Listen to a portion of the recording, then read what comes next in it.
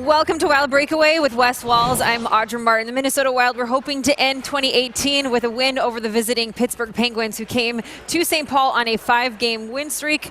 Unfortunately, they were able to make it 6 straight with a 3-2 win over the Minnesota Wild, who continue to play some great hockey, just can't get the job done and break through for a win. Yeah, I hate to sound like a broken record, but I will. The Minnesota Wild, again, I thought played an outstanding game here tonight, outchanced their opponent.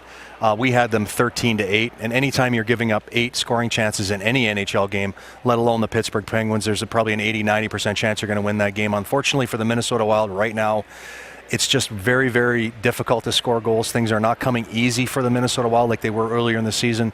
They were getting some puck luck. Deflections were going in early. But just the last 2 weeks or so, the Wild have only won one of their last 6 or 7 games. Not getting a lot of luck, and when it rains, it pours. 2 of the Pittsburgh Penguin goals that they scored here this afternoon, now into this evening, were off of Minnesota Wild players. But they just got to stay with the plan, and hopefully the sun comes out here fairly soon. Not really a surprise that this one was a 1-goal game, because everything across the board pretty close. 33-32 shots in favor of the Minnesota Wild, each with a power play goal. With Mikko Koivu's 59th of his career now ties in with Marian Gaborik for the most in team history. Meanwhile, the Pittsburgh Penguins have 7 power play goals in their last 3 games. Again, plenty of chances, plenty of opportunities for the Minnesota Wild. They just come up short and can't get the job done.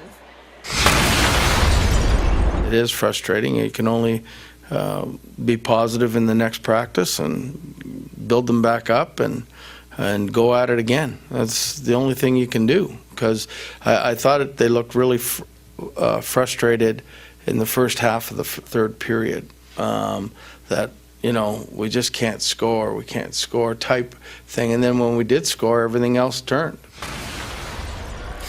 So now the Wild will kick off the new year with a 4-game road trip starting on Thursday against the Toronto Maple Leafs. They'll also face the Senators, Canadiens, and Bruins before returning home to St. Paul. But that first game, Toronto, a rare afternoon weekday game.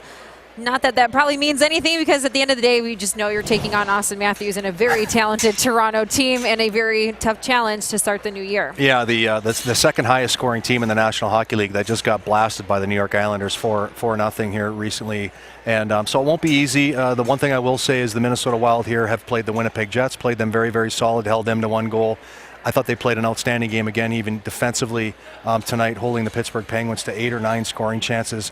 So the template is in place here, playing really, really good teams. Unfortunately, they haven't been able to get both wins, but if they can continue to stay with the template that they've used here over the last couple games against really, really good clubs, they're going to give themselves a good chance to go in there in Toronto and right the ship. Yep.